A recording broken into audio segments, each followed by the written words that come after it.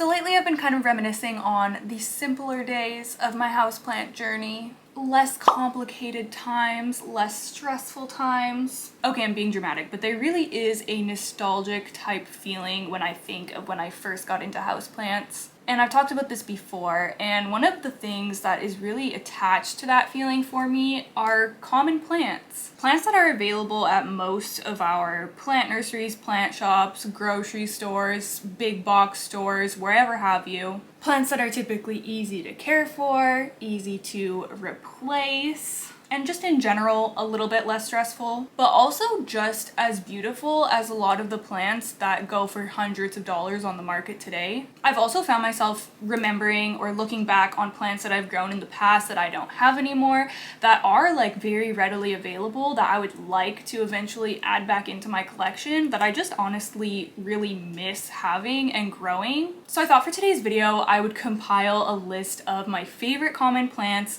Some of them I currently have and I'm growing in my home, and some of them are common plants that I've grown in the past that I eventually want to add back into my collection. So I hope that you will enjoy this video. Leave a comment down below. Let me know what your favorite common plant is. Also let me know what your general feelings are about common plants. Do you prefer them over rare plants? Do you mostly grow common plants? I really appreciate both, and I like to kind of like take the whether they're common or uncommon out of the equation and just look at the plant itself and how I feel about it, if that makes any sense. Anyways, I'm getting rambly. Okay, so I'm just going to start off with the first plant on my list, which I actually don't have in my home. Now, this is my number one wish list common plant, I think, the one that I miss the most, and it is Raphidophora tetrasperma. I think that this plant is so incredible. I know it really had its moment on Instagram probably like 3 years ago now. It was very hyped. When I first got mine, I actually bought it from Peace, Love, and Happiness Club when I went to Seattle. That's where that is, right?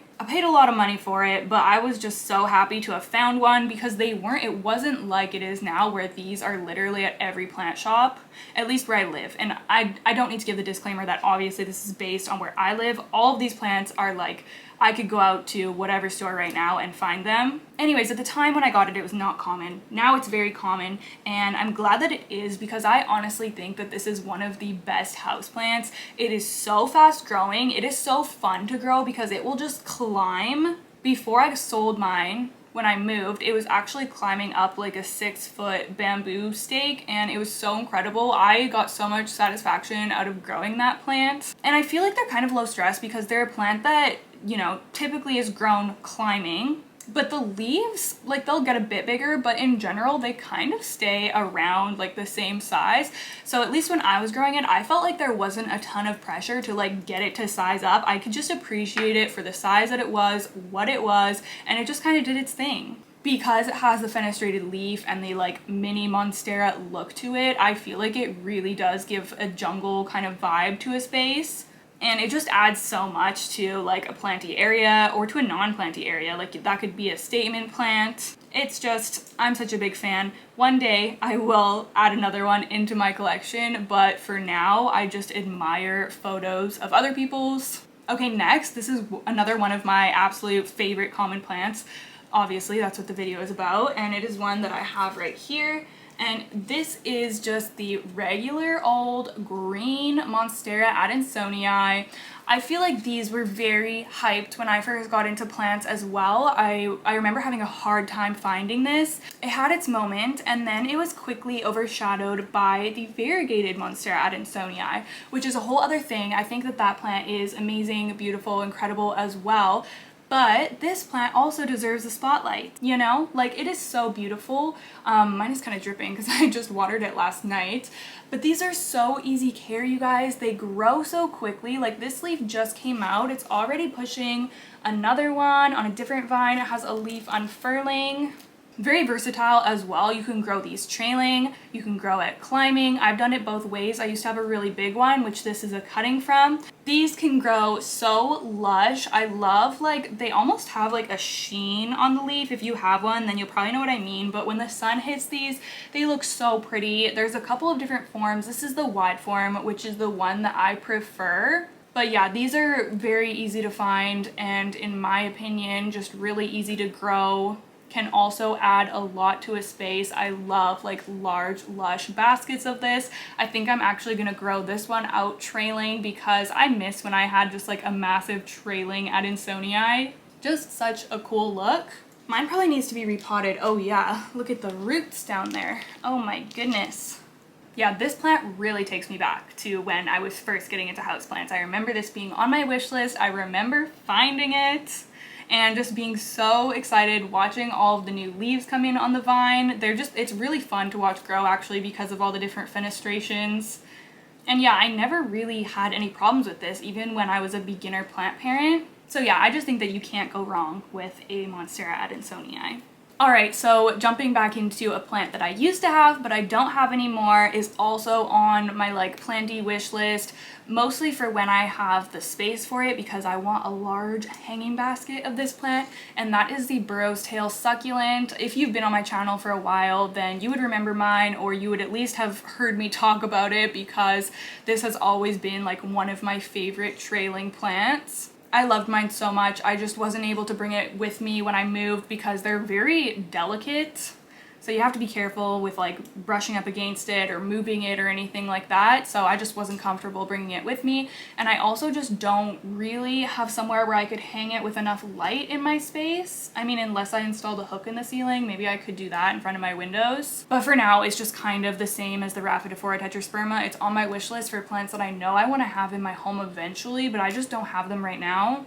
In my opinion, this is a really easy, fun plant to grow as long as you have light. Okay, it is a succulent, you do need light, and as long as you're not like drenching it, over watering it. You can tell when they need water because the leaves get like flimsy and bendy. They're super easy to propagate. You can just leaf propagate. I was growing a whole little baby plant out of some leaves, which is also really fun to do.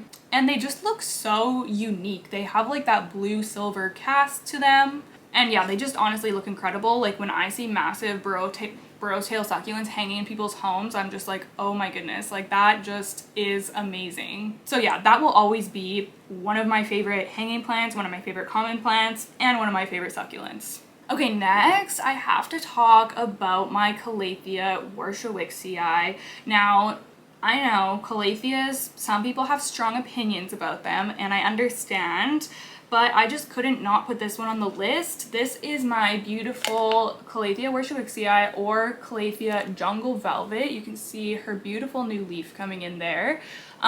So this is a relatively easy Calathea to find in my area, but another one that I kind of wanted to group into the same category is the Calathea zebrina. It has a very similar velvety kind of look to it. And I think that both of these Calathea are incredible. I would suggest either one of them. Y'all know that this is my favorite Calathea of all time, so it had to go on this list just because it is what I would consider a common plant. I just bought this at my local plant center for like, I don't know, 10 bucks or 8 bucks or something, and I was so stoked about it. Is it the easiest care in the world? Not really. I mean, once you like get its needs down, then I don't think it's hard, but this isn't a beginner or easy care video. This is just a common plant video, so that's why I decided to include it. The thing about Calatheas that's really nice is you don't have to worry about deciding whether it's going to be trailing or climbing. You don't have to stake it. You don't have to make a moss pole for it. You don't really have to worry about the growth pattern so much. It just kind of does its own thing and it fills out. And it makes a beautiful, large, luscious plant, but you're still gonna get those large leaves. Like these leaves are gonna size up to being quite massive, honestly, without you like having to worry about chopping and propping and climbing up a pole and all this other stuff. So I really appreciate that about Calatheas, and I feel like I'm really appreciating plants like that a lot more lately just because I have put so much effort and time and energy into having my plants climb, which I love my climbing plants, you guys know that, but it is nice just when a plant, you just don't have to worry about that. So maybe it is easier care than I'm giving it credit for. But yeah, if you're looking for a Calathea and you like dark velvety plants, I would definitely check this one out, or the zebrina. Okay, another one that I do not currently have in my collection, but I really do want to try again, and I'm actually kind of tempted to buy this one like soon because you can buy them as like really small plants, so I could just, you know, squeeze it in somewhere and see how it grows for me. But it is the string of pearls. Now, if you've been watching my channel this year, you'll know that I really appreciate string of plants. I have multiple string of hearts, string of spades, string of needles. Yeah, I love the string ofs. I love trailing plants in general, as I've said. And string of pearls is one that I've only grown once, and I kind of abandoned it when it got mealybugs. I feel like I could have treated it and made it work, but it was kind of one of those plants where I just set outside because I was overwhelmed, and then it just kind of perished. That's still the only time I've ever had mealybugs, and I remember just being so shook and honestly like really grossed out by them. Now, if one of my plants had mealybugs, I'd probably put more of an effort into treating it, but I kind of like treated that twice and then they were still there, and I was just like, this thing's going outside. But before that happened, it was growing so well for me. I loved it. I remember always taking photos of it. It hung in a west-facing window and it just looked so beautiful. It was thriving. And I know these can be really finicky, difficult plants for people, and I did actually have cuttings of a variegated one like a year ago, and those did not make it, which kind of sucks. Maybe I would try the variegated one actually. I like both of them. But I love the look of string of pearls, and I feel like you don't really see them that much anymore. Like, where are all of the string of pearls?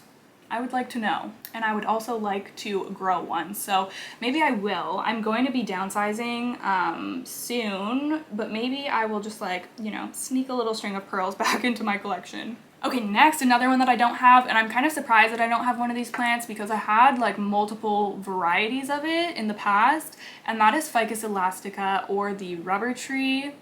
I think that these are so beautiful. I especially loved growing the Taneki. I also had the burgundy, and I loved the dark foliage on that one too. The ruby too, oh my goodness. Like, all of the forms that this plant comes in are absolutely stunning. If you're looking for a plant that is more of like a tree, I would check this one out. Definitely easier than the fiddle leaf fig, the Ficus lyrata. But I will say that I did have a problem with like persistent spider mites on these, and I've heard other people say that. Something about Ficus elastica just like draws the spider mites in. So if you are prepared to preventatively be treating it for spider mites, then I would say, you know, check it out. But again, this is another plant that you don't have to stake or moss pole or anything. It will just keep growing up and sizing up into a beautiful tree. I feel like I'm kind of missing a tree from my collection, honestly. I cannot fit a tree into my home right now. But in the future, I'm definitely going to have like some type of ficus again, because I used to have a few different ones. I used to have an Audrey, the fiddle, and multiple Ficus elastica, and I really do miss growing them. I know that Jeff over on Everything Plants has some really beautiful ficus, so if you want to check out his channel, I'm sure that he has a lot of great care tips for you over there. I think he also has like some propagation videos of them, I think. But yeah, honestly, really great plants, especially if you're looking for like a tree form. Okay, next, I did want to mention, I know a lot of people struggle with this plant or like hate this plant because they have a tough time, but Pilea Pepperonis, you guys, I know, I've been there. I struggled with mine for like the first year that I had it probably, and then it just suddenly started taking off for me, and it grew into like the coolest thing ever. I still miss this plant to this day. I had such a funky looking one that I ended up parting with when I moved, and yeah, I do miss it because it was thriving. It was doing so well. It was in like a room with just a north-facing window, and it was still thriving and living its best life. This plant is just so unique. It puts out tons of pups that you can share. I think that this plant is sometimes called the friendship plant because it just gives you so many little babies that you can gift to your friends. If you can grow this plant successfully, then I think it's a lot of fun and honestly a really great plant for a beginner to even just like learn, because it is a bit more finicky. But once I like really got into like learning and like looking at the signs my plants were giving me, I got better at caring for this and tried out different things. Like, for example, tried like switching it to a plastic pot. With trial and error, we kind of learn what plants need and what is going to work for our plant in our specific environment. So that was really a great learning plant for me. But it did end up just like growing into such like a cool looking plant, and it just really gives like, I don't know, for lack of a better term, like a funky vibe to your space. Yeah, I really loved having that plant, and it just looked so cool. I remember it sat on our coffee table, and yeah, it was just a little statement plant, you know? Okay, so I had to throw a Hoya into here. I actually feel like Hoyas are, like most of them, are really good beginner plants. I feel like they're pretty straightforward, pretty easy.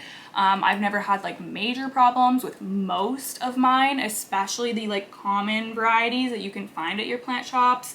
But if I had to pick one, y'all already know. Y'all already know. It has to be Miss Compacta. It just has to be. I feel like I feature her in like every type of every genre video that I can feature her in, I will feature her because she's just incredible. And I bought her from a big box store when she was in just a 4-inch pot, like literally like this big, and now she's grown into this. This has been hands down like one of, if not the easiest Hoya I've ever grown. I would venture to say that this is the easiest Hoya I've ever grown, actually. So if that encourages anyone at all, I would definitely try it out. Where I am, you can usually find these at like big box stores or plant shops. Maybe you might have to call ahead. I feel like it might be like maybe a little bit more elusive than some of these other plants, but I feel like, you know, most places have these, especially if you're in like the US. I remember freaking out when I found this. This was probably my first or second Hoya that I got like 3 or 4 years ago.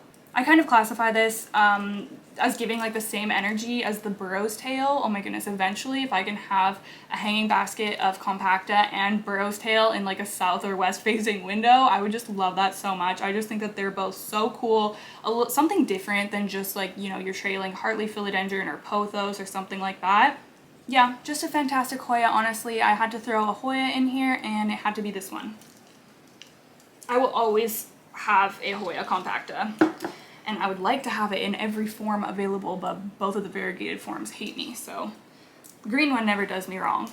Okay, and then I did want to include a trailing plant that was not a pothos or a like Hartley philodendron, so I had to go with my Syndopsis argerius. This is actually the second one that I've had. I used to have, my like first Syndopsis that I ever got was a Syndopsis argerius, probably like 3 or so years ago, and that grew so quickly into a beautiful trailing basket for me, and I just enjoyed growing it so much. It was so easy, very fast growing as well, because in general this genus, in my experience, this genus of plant has been really slow growing and honestly kind of difficult. Like I've had a lot of problems with Syndopsis, but this one, you guys, the argerius, no, she has been so easy, so prolific. Like, oh my goodness, I can't even, this is the fastest growing plant on my plant wall, and the rest of them are all philodendrons. So yeah, if that tells you anything. Very beautiful, gives a more unique look than just like the other, you know, the pothos, the golden pothos and things like that you see all the time. But in my opinion, it's just as easy of care. The leaves will bend a little bit when it's thirsty. I usually don't let it get to that point, but you will know for sure once it does get to that point that it would like a thorough watering. Yeah, y'all know I love silver plants, so I love the markings on the leaves and just the way that this plant looks in general. This has been doing so well on my plant wall behind me, and don't get me wrong, I love pothos and philodendron. I just wanted to talk about some different plants in this video because, you know, whenever you click on a like best common houseplants video, it's always going to list off pothos, philodendron, ZZ plant, things like that. So I just wanted to show this, something a little bit different. So yeah, I just got this one. Both of the ones I've had, I just found at a big box store. I feel like the argerius is like probably the most common type available and the best growing in my opinion. So best of both worlds. Okay, so I just want to do 10 in this video, but I do have an honorable mention. My favorite common begonia that I miss is the begonia maculata.